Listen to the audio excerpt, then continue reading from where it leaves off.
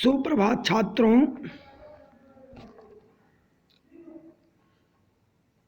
एवं मेरे मित्रों को मेरा प्रेम भरा नमस्कार और मुझसे बड़े सभी को मेरा प्रणाम।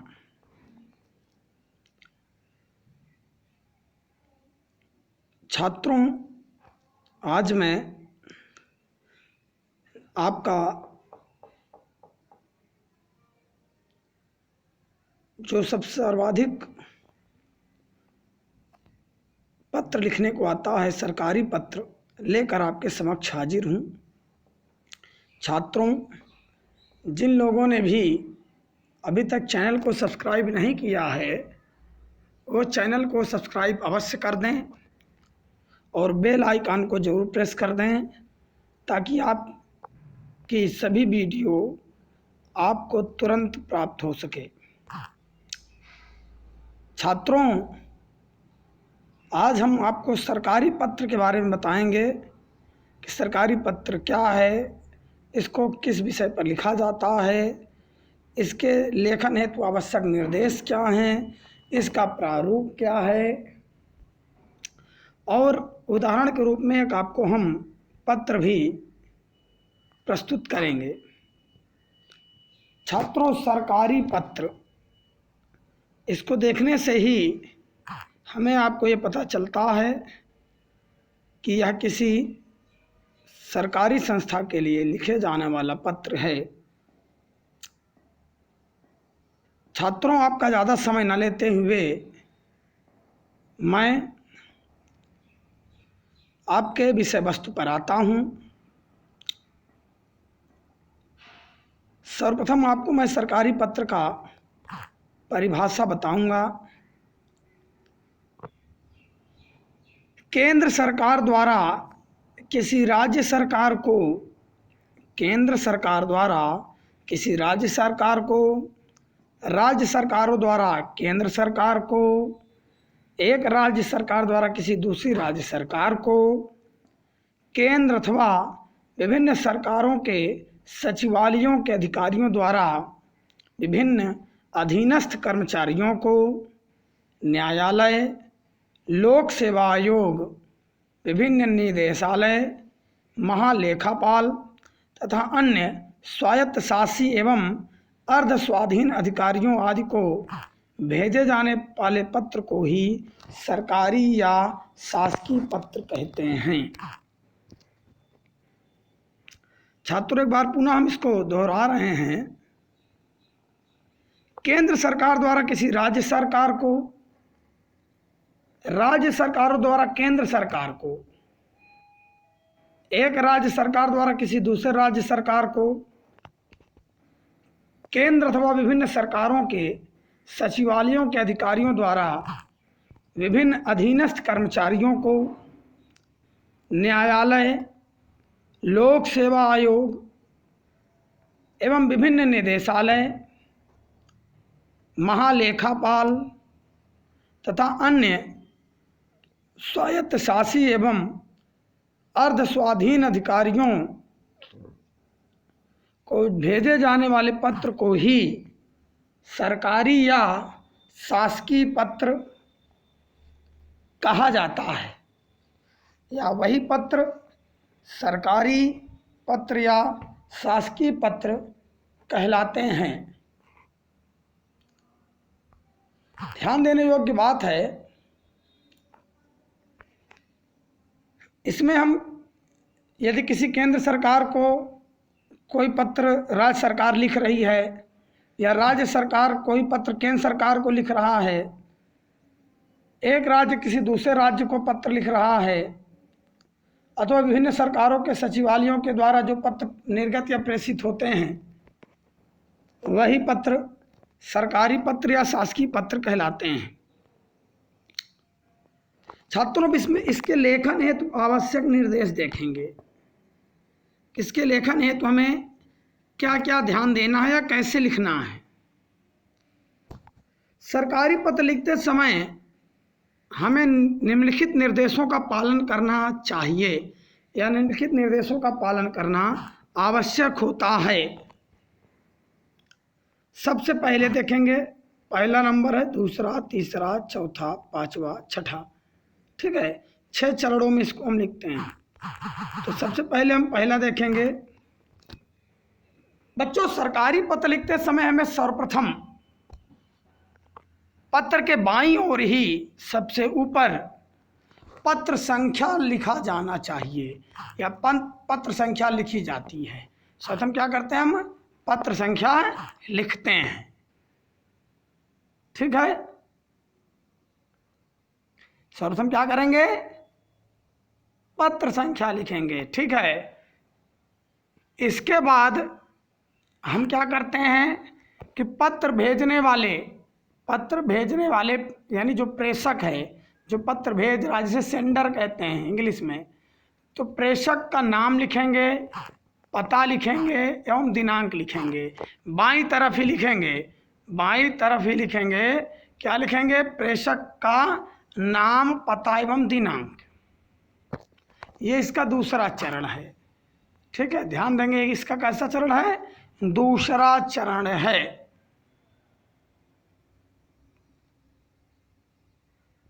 इसके बाद तीसरे चरण में हम फिर पत्र पाने वाले का यानी रिसीवर का, पत्र पाने वाले का नाम, पदनाम और पता लिखते हैं। क्या लिखेंगे, नाम लिखेंगे, उसका पदनाम लिखेंगे और पता लिख देंगे। ठीक है छात्रों, क्या करेंगे, पत्र पाने वाले का नाम, पदनाम और पता लिखेंगे। चौथे चरण में जब हम आप आएंगे तो फिर विषय लिखेंगे। क्या लिखेंगे, विषय। विषय के बाद संबोधन शब्द लिखेंगे। इसके बाद हमें विषय का मुख्य कलेवर यानी विषय का विस्तार भाग लिखना है। क्या लिखना है, विषय का विस्तार भाग। जहां से आपका विषय का विस्तार भाग समाप्त हो, वही प्रेषक के हस्ताक्षर यानी सेंडर का हस्ताक्षर, नाम और पदनाम लिखा जाता है। क्या क्या लिखेंगे, पांचवें चरण में प्रेषक के हस्ताक्षर लिखेंगे, मतलब करेंगे, नाम लिखेंगे, वो पदनाम लिखेंगे।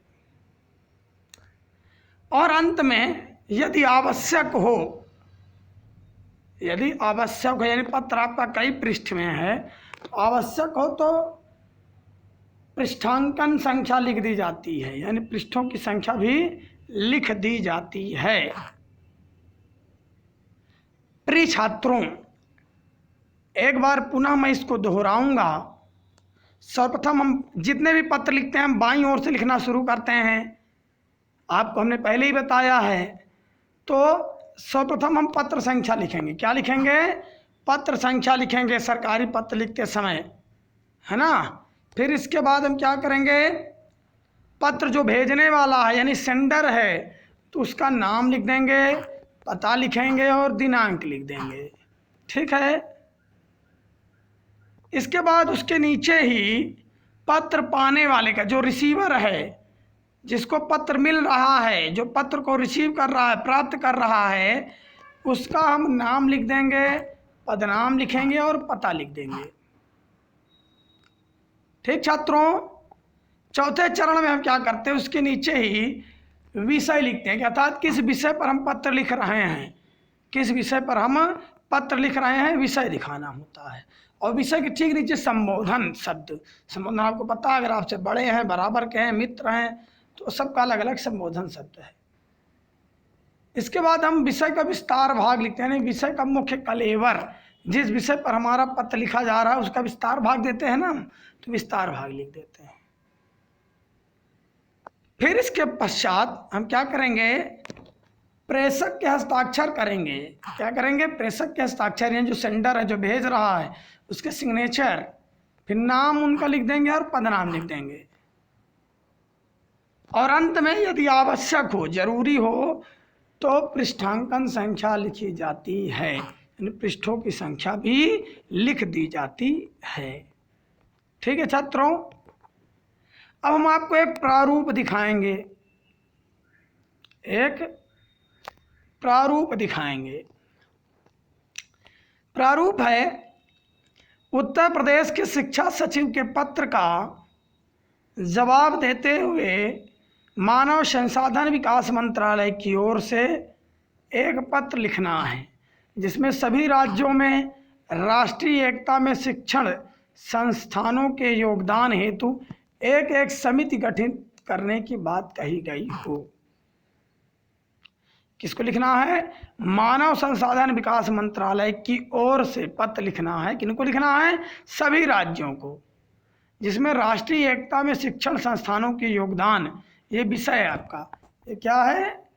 विषय है। तो इस विषय पर आपको एक एक समिति गठित करने की बात कहना है। इस विषय पर आपको पत्र लिखना है। प्रिय छात्रों, मैं आपको प्रारूप समझा रहा हूँ। हमने आपको बताया था कि सबसे पहले क्या लिखना है? पत्र संख्या लिखना है। क्या लिखना है? पत्र संख्या। यहाँ हमने पत्र संख्या देखिए लिखा है यहाँ पर, पत्र संख्या 53 बटे का खा बटे शिक्षा ऑब्लिक, अब जो भी सन है 2020-19, ठीक है। पत्र संख्या क्या? 53 बटे का खा से, और फिर यहाँ शिक्षा विभाग। अब फिर क्या करना है? प्रेषक का क्या करना है? नाम, संस्था का नाम, संगठन नाम, पद व पता लिखना है ना। तो प्रेषक यहाँ कौन है? भेजने वाले कौन है? हरस्वरूप गुप्ता। क्या कौन है? हरस्वरूप गुप्ता। और इनका पद नाम क्या है? ये उप सचिव हैं। क्या है? उप सचिव हैं। कहाँ के उप सचिव हैं? तो मानव संसाधन विकास मंत्रालय। कहाँ के हैं? मानव संसाधन विकास मंत्रालय के सचिव हैं। और इनका पता क्या है? मतलब भारत सरकार के अधीन है, और पता नई दिल्ली है। क्या है? नई दिल्ली। तो प्रेषक का नाम जो हम लिखेंगे, तो प्रेषक के नाम में जिनका भी नाम लिखना होता है, नाम लिखेंगे। नाम लिखने के पश्चात उनकी डिग्निटी लिखेंगे, यानी उनका जो पद है, पद नाम लिखेंगे। फिर वो किस कार्यालय या किस विभाग संबंधित हैं उसको लिखेंगे। विभाग किसके अंडर में है? भारत सरकार के अंडर में है कि किसी राज्य के अंडर में है, उसको लिखेंगे। फिर उसका पता लिख देंगे, ठीक है। फिर क्या करना है? दिनांक लिखना है। क्या लिखना है? दिनांक। तो दिनांक मान लीजिए 9 सितंबर 2019 या 20 ना। आज क्या क्या है? अगस्त है। तो यहाँ पर हम 12 अगस्त, ठीक। चलिए हम यहाँ पर लिख दे रहे हैं 12 अगस्त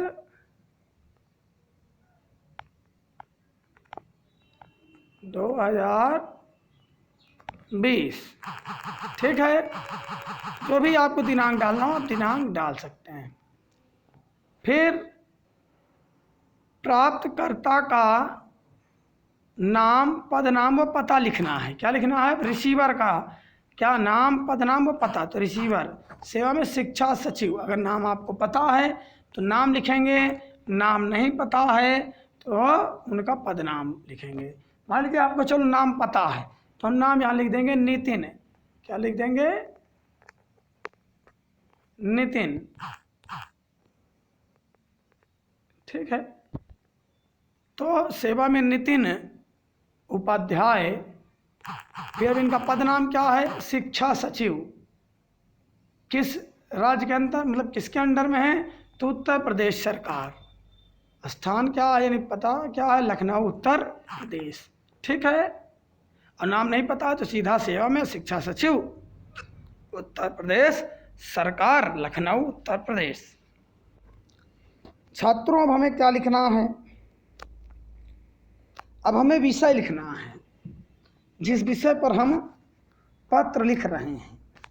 तो विषय है शिक्षण संस्थानों के योगदान हेतु। हमने यहाँ विषय लिखा, विषय के बाद यहाँ पर लिख दिया। विषय के बाद आपको संबोधन लिखना है। क्या लिखना है? संबोधन। तो संबोधन महोदय। क्या है?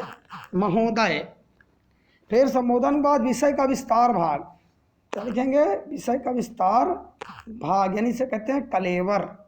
इसे क्या कहते हैं? कलेवर, ठीक है।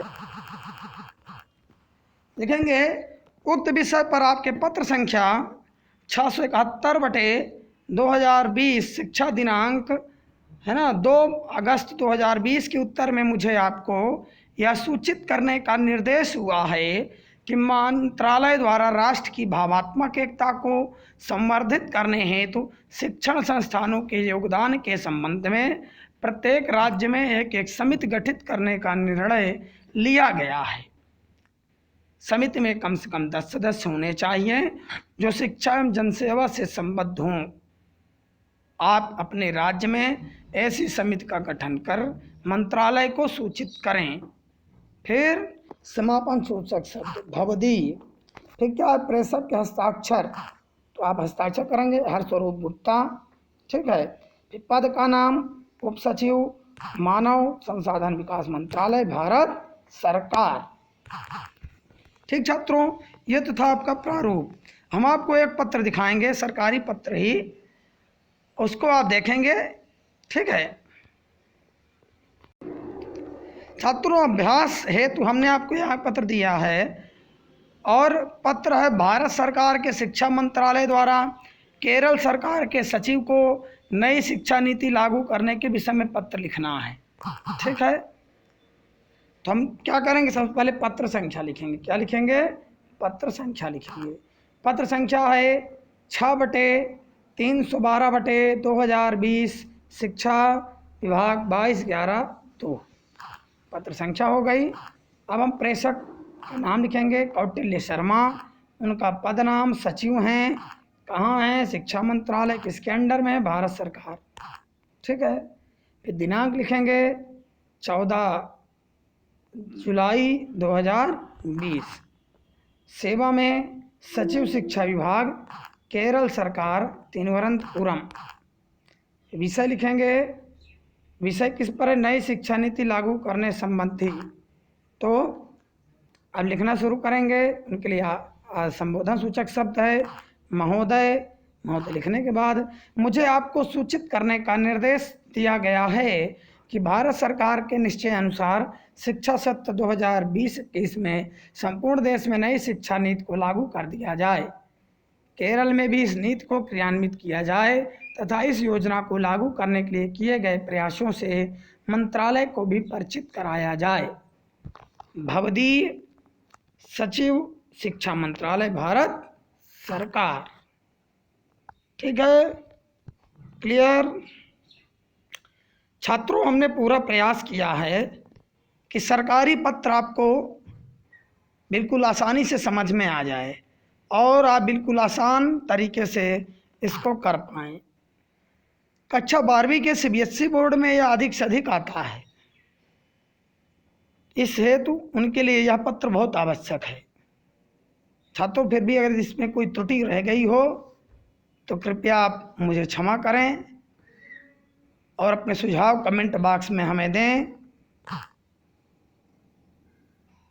और अभी तक जिन लोगों ने चैनल को सब्सक्राइब ना किया हो वो कृपया चैनल को सब्सक्राइब कर दें और बेल आइकन को अवश्य प्रेस कर दें। धन्यवाद। आपका नारायण तिवारी।